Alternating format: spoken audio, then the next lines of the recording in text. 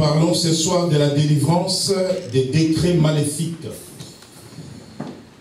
La délivrance des décrets maléfiques. Nous sommes dans le chapitre de la délivrance des malédictions.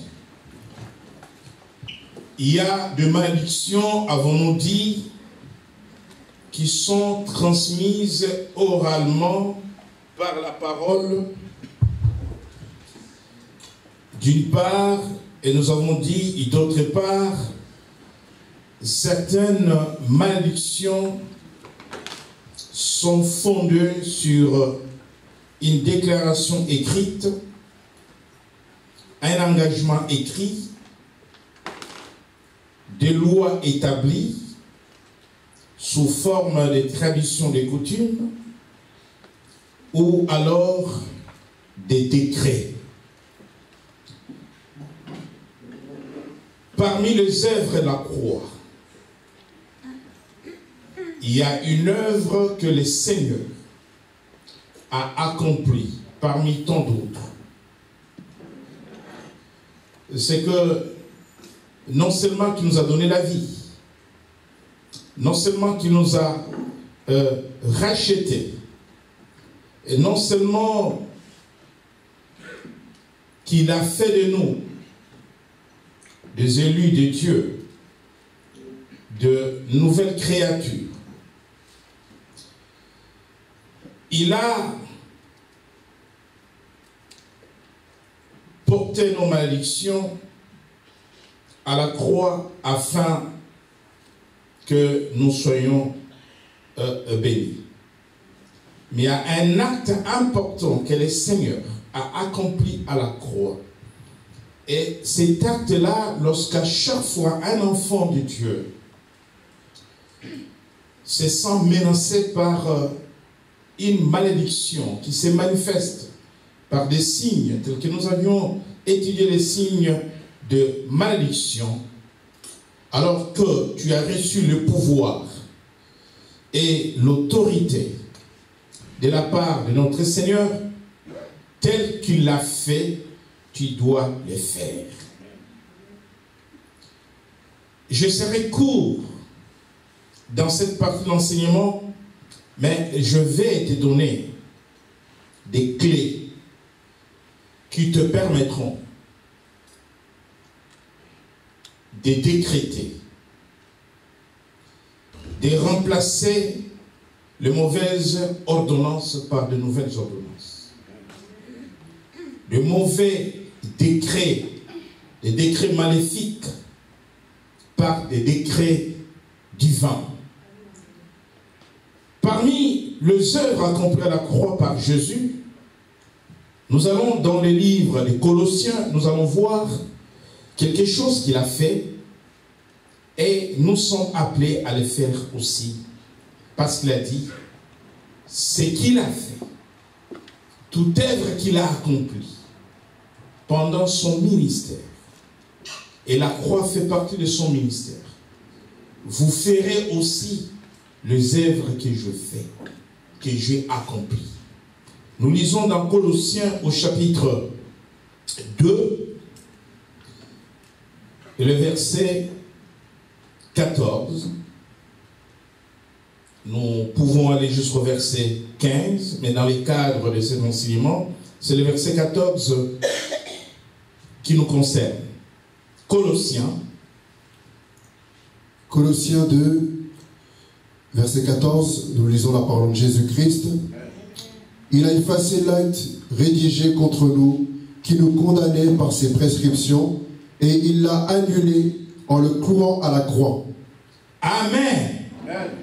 Écoutez, je crois à l'introduction de cet enseignement sur le malédiction, vous avoir dit, quand dans votre famille, vous avez des personnes qui servent Satan, et dans des loges, et dans des sociétés secrètes, telles que la Maïcarie, la Rose-Croix, la franc-maçonnerie, et tant d'autres.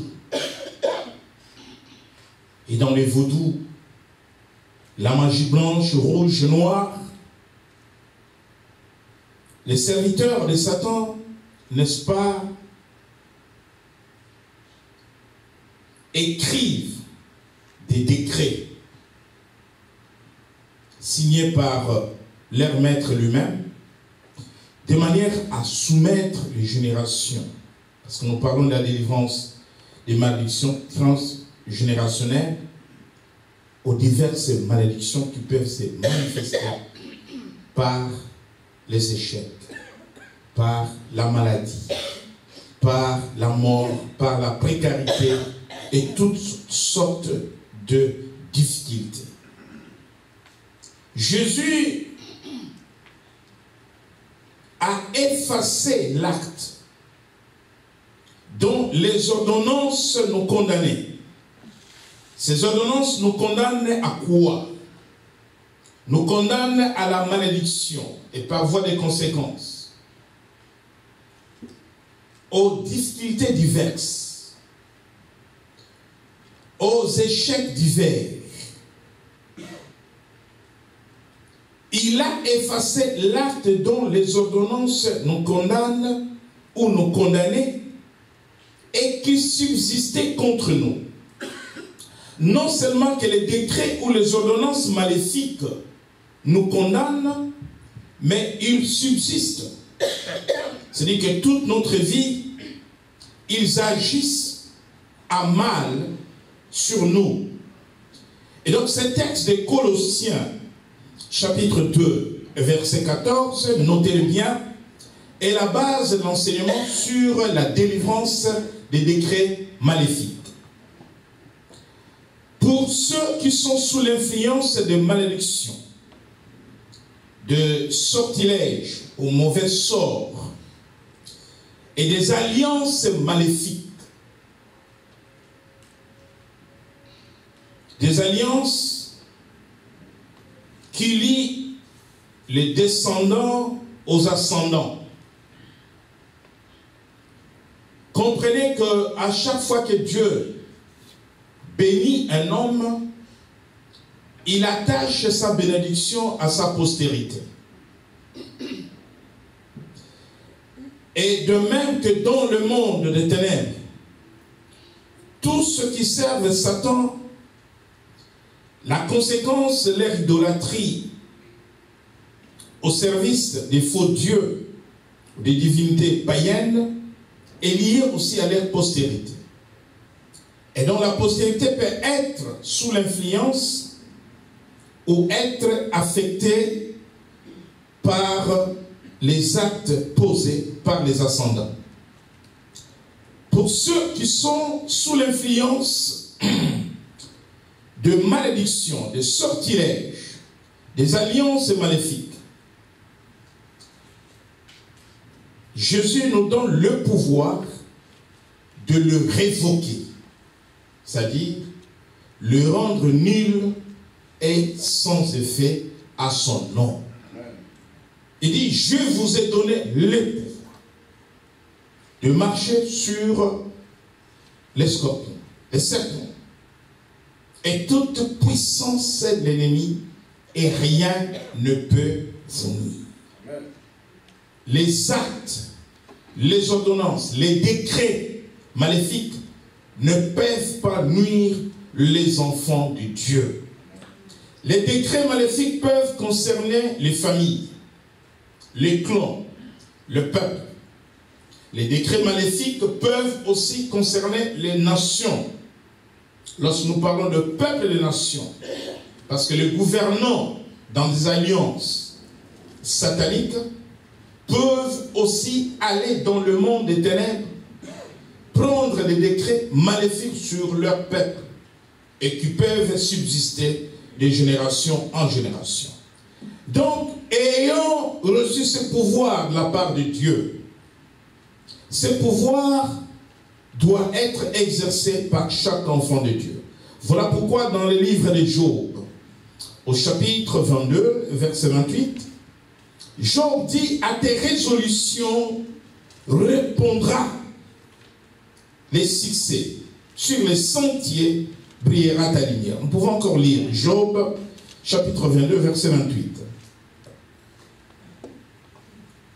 Job, chapitre 22, verset 28, version Louis II 21, j'ai la parole de Jésus-Christ. Tu prendras une décision et tu la verras se concrétiser. La lumière brillera sur tes chemins. Tu prendras une décision et tu la verras se concrétiser. Et donc, à tes résolutions, à tes décisions, tu dois prendre une résolution parce que Jésus l'a fait pour toi. Mais si tu sens qu'il y a une main noire sur ta vie, en termes de malédiction, venant de lois établies, des décrets maléfiques signés dans le monde des ténèbres, sur ta vie, sur la vie de la famille, tu dois prendre de nouvelles résolutions ou des décisions qui vont consister à révoquer. Dans le nom de Jésus, tu dis, je révoque tout décret maléfique qui s'abat sur ma vie, sur ma famille, sur ma maison, dans le nom de Jésus. Voilà pourquoi dans le livre des Proverbes au chapitre 8, alors que c'est dans les cadres de l'exercice des pouvoirs que tu détiens, n'oublie pas qu'un décret par définition est un acte exécutoire émis par un pouvoir. Un décret, c'est un acte exécutoire, un acte émis par une autorité qui détient le pouvoir. Dans le monde spirituel, tout enfant de Dieu est une autorité parce que Christ est l'autorité suprême et Christ est en toi. Et donc tu peux poser des actes exécutoires comme les préfets, comme les premiers ministres, comme le roi, comme le président. Toute autorité prend des décrets, des ordonnances. Et toute ordonnance ou tout décret pris par une autorité trouvera son exécution parce que le pouvoir le commande. Ainsi, un enfant de Dieu doit exécuter, révoquer aussi ce qui a été décidé sur son sort, sur sa vie, sur ses enfants, sur sa maison, et il a le pouvoir de révoquer cela. Voilà pourquoi dans le livre des Proverbes au chapitre 8, à partir du verset 15, Proverbes, chapitre 8, verset 15. Par moi, les rois règnent et les dirigeants ordonnent ce qui est juste. Par moi, gouvernent les chefs, les grands, tous les juges de la terre. Par moi, le roi règne et les princes ordonnent ce qui est juste. Tu es prince. Tu dois ordonner. C'est-à-dire que tu dois décréter ce qui est juste et ce qui est exécutoire. Ce qui est juste pour toi, c'est la bénédiction, et ce qui est injuste pour toi, c'est la malédiction. Voilà pourquoi tu dois ordonner la bénédiction de pouvoir t'accompagner toute ta vie. Nous allons dans le livre d'Esther pour vivre maintenant la réalité de ce message. Je viens de poser les principes bibliques qui vous aideront à comprendre et à prendre conscience que vous détenez le pouvoir de révoquer, n'est-ce pas, au nom de Jésus, les décrets maléfiques, les ordonnances maléfiques qui ont été pris dans le monde des ténèbres. Il peut s'agir des engagements, des pactes et des alliances. Dans le livre d'Esther, au chapitre 8, nous devions remonter en principe au chapitre 3 pour aller voir déjà, si vous le permettez, remontons au chapitre 3 à partir du verset 9 pour une bonne compréhension du message. Esther, chapitre 3, verset 9. Esther, chapitre 3, verset 9, j'ai la parole de Jésus-Christ. Si donc tu le juges bon, qu'on donne par écrit l'ordre de les faire disparaître. Ce sont 300 tonnes d'argent que je remettrai aux fonctionnaires pour le trésor du roi. » Le roi retira l'anneau de sa main et le donna à Aman, fils d'Ammédatha, l'Agagite, qui était l'adversaire des Juifs. Et il lui dit, « L'argent et ce peuple sont à ta disposition, fais-en ce que tu voudras. » Verset 12. On convoqua les secrétaires du roi le 13e jour du premier mois, et l'on écrivit un message en tout point conforme aux ordres d'Aman et adressé aux satrapes du roi, aux gouverneurs de chaque province et aux chefs de chaque peuple, à chaque province dans son écriture et à chaque peuple dans sa langue. Le message fut écrit au nom du roi Assuérus et l'on y apposa l'empreinte du roi. Les lettres furent envoyées par l'intermédiaire de coursiers dans toutes les provinces du roi. Elles disaient qu'il fallait en un seul jour, le 13e du 12e mois, c'est-à-dire le mois d'Adar, exterminer, massacrer et supprimer tous les Juifs, jeunes et vieux, petits enfants et femmes, et procéder au pillage de leurs biens. Une copie du document devait être donnée avec force de loi à chaque province et être communiquée à tous les peuples afin qu'ils soient prêts pour ce jour-là. Merci. Nous nous arrêtons là. Aman, nous connaissons l'histoire d'Aman, les Juifs, Esther, Mardoché, dans les livres d'Esther. Ennemi de Mardoché, ennemi des Juifs. L'un des proches conseillers du roi va influencer le roi à mal, lui proposant de pouvoir exterminer par la mort tous les Juifs partout dans les provinces du royaume. Le roi ôta son anneau de la main. L'anneau est le symbole du pouvoir. Quand vous voyez la tradition catholique romaine, à chaque ordination du nouveau pape, et donc on lui fait porter un anneau qui est le symbole du pouvoir spirituel. Et donc, au temps du roi, l'anneau, comme la clé, était le symbole du pouvoir. Lorsqu'un roi ôte son anneau et le donne à quelqu'un, il lui donne le pouvoir plénipotentiaire, c'est-à-dire le plein pouvoir d'écrire ce qu'il veut écrire, d'ordonner ce qu'il veut ordonner, de décréter ce qu'il veut décréter, et cela est irrévocable. Donc, Aman vient de recevoir l'anneau. Et il s'est dit, voici pour moi une occasion de pouvoir me venger de mes ennemis juifs. Et donc, le roi ne reviendra pas sur les décrets, parce que le décret va être pris au nom du roi. Parce que c'est lui qui ordonne.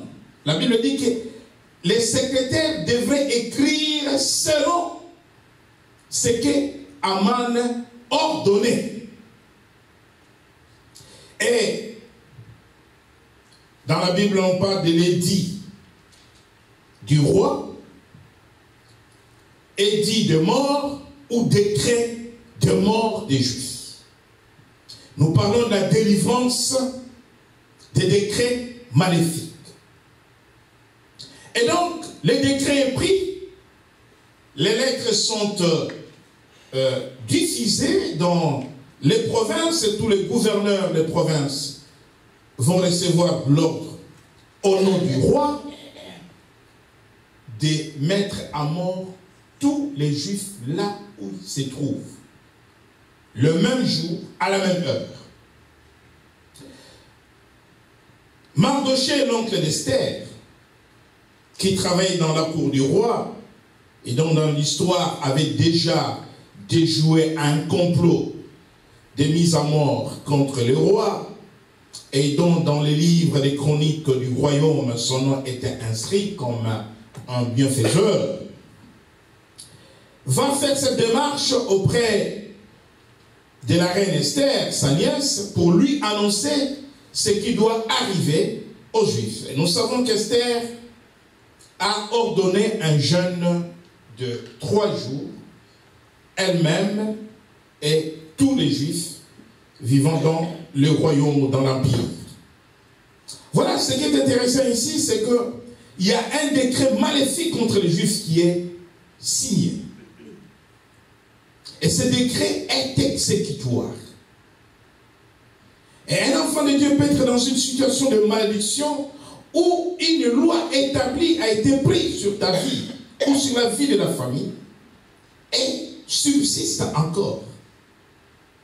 Par la mort, par la maladie, par la pauvreté, par diverses difficultés de la vie, à cause de ces décrets-là.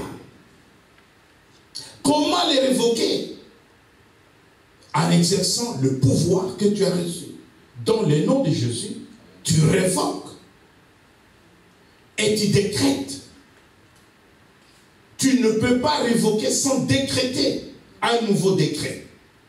Si les décrets qui te concernaient, ou les dits qui te concernaient ta mort, tu décrètes un nouveau édit qui va concerner ta vie. Si elle concernait ta malédiction, tu décrètes sur ta bénédiction. Un échec, tu décrètes sur la réussite. Un malheur, tu décrètes sur le bonheur. Est-ce que vous me suivez? Voilà.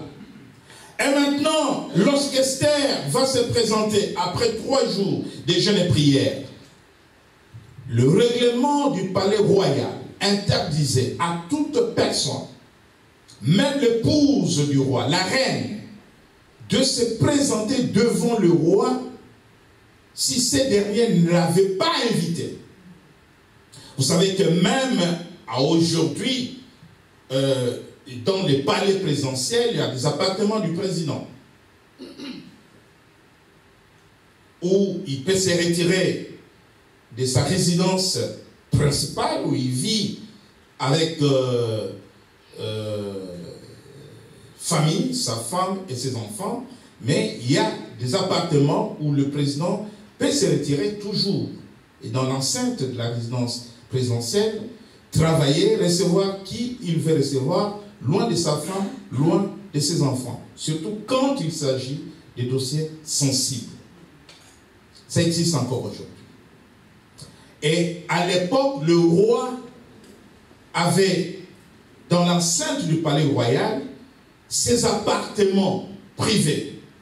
Et personne ne peut aller le voir si cette dernière n'est pas invitée par le roi, même son épouse. Celui qui ose aller dans son appartement privé sans qu'il l'invite est condamné à mort et on doit lui couper la tête. Donc ça, c'était la loi. Donc la reine Esther va prendre les risques. Elle s'est dit, je suis juive, même si le roi ne le sait pas. Donc ils vont le découvrir parce que les décrets exigent la mort de tous les juifs. Et d'ailleurs Mardochée lui a dit, n'oublie pas d'où tu viens. Qui sait si c'est pour ce temps ici que tu es devenu sa femme? Qui sait si c'est pour ce temps ici que Dieu t'a amené auprès du roi? Et réellement, effectivement, c'était pour ce temps-là. Et qu'est-ce qui va se passer? Et reine Esther, après 3 jours de jeûne, elle a dit, j'irai par la foi. Ça passe ou ça casse. La foi, c'est prendre le risque dans la vie. Amen. Amen. Et quand le roi a vu la reine Esther, voyez le miracle de Dieu, voyez la puissance de Dieu. Ce n'est pas Esther qui parle, mais c'est le roi qui l'appelle, reine Esther. Et quand le roi t'appelle, il devrait prendre son bâton de commandement, le sceptre du roi, un bâton comme ça, il tend vers toi et tu touches le bout du bâton pour dire maintenant tu peux venir. Et le roi voit la reine Esther, il étend son bâton de commandement. Et reine Esther, que l'État demande, demande même la moitié du royaume. Vous voyez la puissance de la prière et du jeûne. Et donc, la prière peut révoquer tous les décrets contre votre vie. La prière peut révoquer tous les décrets contre votre famille. La prière peut révoquer tous les décrets contre votre génération. Est-ce qu'il y a quelqu'un avec moi? Ça, c'est la puissance de la prière et du jeûne. Donc, le jeûne qu'avait fait Esther a touché le corps de celui qui avait le pouvoir de décréter, de révoquer. Parce qu'à part le roi, personne ne pouvait changer ce qui avait été écrit par Aman. Parce qu'Aman avait reçu l'anneau du roi. Et donc, nous arrivons au chapitre 8, où un autre décret va maintenant être écrit en faveur des Juifs contre Mardoché et sa bande. Vous voyez, c'est ça la délivrance des décrets maléfiques. Un décret a été écrit sur ta vie pour que tu échoues. Un autre va être écrit, mais par toi-même. Parce que le pouvoir, c'est toi qui dois l'exercer. Est-ce que quelqu'un est avec moi? Par toi-même, tu as le pouvoir.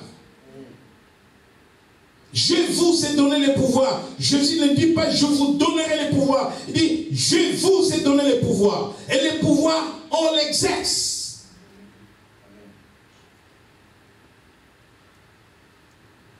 Vous pouvez sortir dans la rue, faire des grèves, faire des manifestations sur l'autorité de l'État. Décrète l'état d'urgence, personne ne sort, personne ne sort. Il exerce l'autorité, il exerce le pouvoir.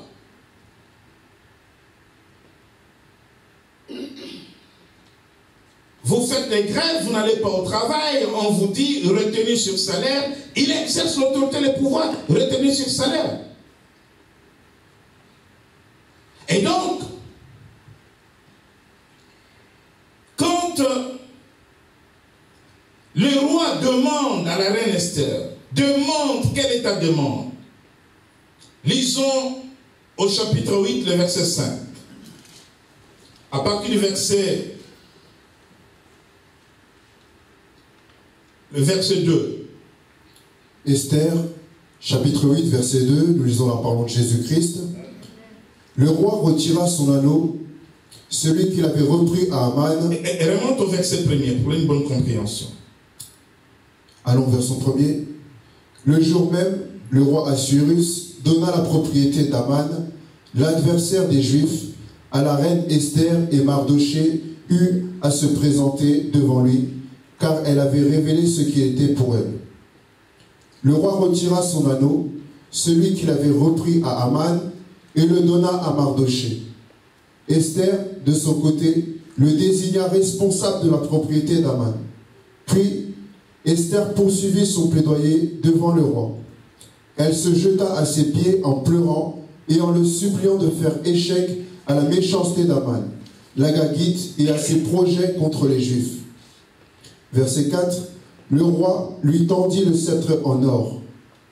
Elle se releva alors et s'est debout devant lui, qu'elle lui dit, « Si tu le juges bon, roi, et si j'ai trouvé grâce devant toi, si cela te paraît convenable, et si je te suis agréable, il faudrait qu'on écrive pour révoquer les lettres conçues par Aman, fils d'Amédatha, l'Agagite. » Il faut qu'on écrive pour révoquer. Il y a des choses que tu dois annuler par la prière, bien-aimé.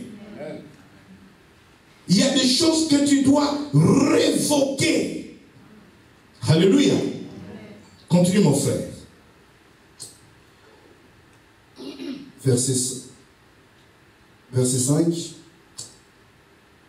Si tu le juges bon, roi, et si j'ai trouvé grâce devant toi, si cela te paraît convenable, et si je te suis agréable, il faudrait qu'on écrive pour révoquer les lettres conçues par Aman, fils d'Amédatha, l'Agagite. Il les avait rédigées dans le but de faire disparaître les Juifs qui se trouvent dans toutes les provinces du roi. Comment pourrais-je supporter d'assister au malheur qui frapperait mon peuple à la disparition de ma famille. Le roi Assuérus dit à la reine Esther et au juif Mardoché, « J'ai déjà donné la propriété d'Aman à Esther, et lui-même a été pendu à une potence pour avoir tenté de porter la main contre les Juifs. Écrivez donc ce que vous voudrez concernant les Juifs, faites-le au nom du roi, et apposez l'empreinte royale sur vos lettres. En effet, un document écrit au nom du roi et porteur de l'empreinte royale ne peut être révoqué. » Verset 9. On convoqua alors les secrétaires du roi, le 23e jour du 3e mois, c'est-à-dire le mois de Sivan, et l'on écrivit un message en tout point conforme aux ordres de Mardoché et adressé aux Juifs, aux satrapes, aux gouverneurs et aux chefs des 127 provinces qui couvraient un territoire allant de l'Inde à l'Éthiopie, à chaque province dans son écriture et à chaque peuple dans sa langue, y compris aux Juifs dans leur écriture et dans leur langue. Merci. Est-ce qu'il y a des Africains dans la salle?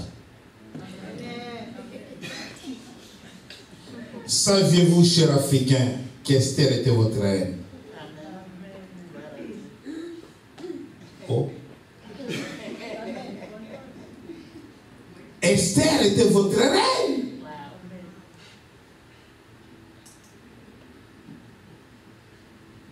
Nous sommes à une époque où toute l'Afrique est concentrée entre l'Égypte, la Libye, le Soudan. Il n'y a pas de Côte d'Ivoire, il n'y a pas d'Angola, il n'y a pas de Zimbabwe, non. Toute l'Afrique est là. Et ce royaume était de l'Inde, couvrait tous ces territoires-là jusqu'en Éthiopie. Ça, c'est l'histoire, les réalités de l'histoire. Et donc, personne ne pouvait révoquer ce qui avait été écrit. Mais pour avoir reçu l'anneau, l'anneau est le symbole du pouvoir. Je suis choqué par les chrétiens qui vont faire des arrangements particuliers avec ceux qui le maudissent. Celui qui t'a maudit, suivez-moi bien, ne peut pas révoquer. Parce que la malédiction est liée au pouvoir maléfique de Satan. Les sorciers, ils jettent un mauvais sort sur quelqu'un. Ils ne peuvent pas retirer ça. Et il faut aller vers celui qui a le pouvoir au-dessus de Satan. Et c'est celui qui est en vous. C'est celui qui est en moi. Et donc, de la même manière que le roi avait donné l'anneau à Mardoché, Esther, pour révoquer les décrets maléfiques d'Aman, Jésus t'a donné le pouvoir de révoquer les décrets maléfiques et de changer ton histoire. C'est une célébration, cette histoire, en Israël. C'est la fête des Purim. En Israël, jusqu'à aujourd'hui, cette fête est célébrée. Le jour où les Juifs furent sauvés de la mort par la reine Esther. C'est une célébration jusqu'à aujourd'hui en Israël. Donc l'anneau, tu l'as. Le pouvoir, tu l'as. Commence dans tes prières à révoquer, à rendre nul. Je vous ai dit que le fondement de cet enseignement, c'est Colossiens 2, 14. Jésus a effacé l'acte dont les ordonnances nous condamnent. C'est ce qui était écrit. Nous sommes dans le monde spirituel, dans les choses spirituelles. Est-ce qu'à la croix, vous avez vu Jésus déchirer un papier? Alléluia. Est-ce que je te demande de déchirer un papier? Il y a des histoires de malheur dans les vies des gens qui ont été des histoires écrites. Mais on vient te dire que tu as reçu le pouvoir et l'autorité de changer ces histoires-là, comme Mardochée et Esther vont changer l'histoire des Juifs. Et donc, je vais te donner quelques passages à méditer à la maison pour t'aider à prier de manière à révoquer. Lisons Ésaïe chapitre 8. À méditer à la maison, Ésaïe 8. 8 à 10.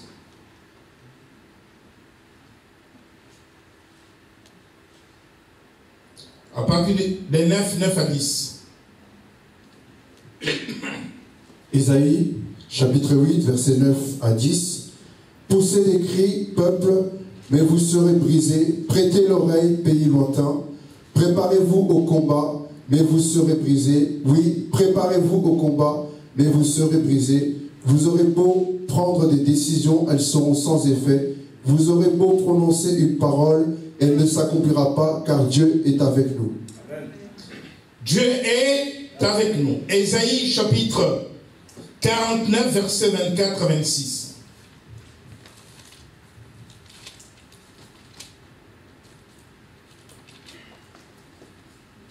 Ésaïe chapitre 49, versets 24 à 26, je lis la parole de Jésus-Christ. Arrachera-t-on à un homme fort sa capture? Les prisonniers justes s'échapperont-ils? Voici ce que dit l'Éternel. Les prisonniers de l'homme fort lui seront arrachés, et la capture de l'homme violent s'échappera. J'accuserai moi-même tes accusateurs, et je sauverai moi-même tes fils. Je ferai manger leur propre chair à tes oppresseurs.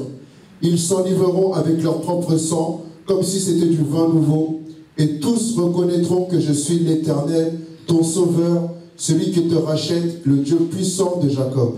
Amen. Ce qui s'est passé, c'est que le méchant Naaman avait préparé un bois sur lequel devrait être tendu Mardochée. Mais quand Mardochée et Esther ont révoqué les décrets maléfiques de Naaman, ont écrit un décret du vin, un décret meilleur pour protéger les Juifs. Le malheur a changé de camp. La Bible dit que Aman était pendu sur le bois qu'il avait préparé pour pendre Mardochée. Je ferai manger à tes oppresseurs leur propre chair.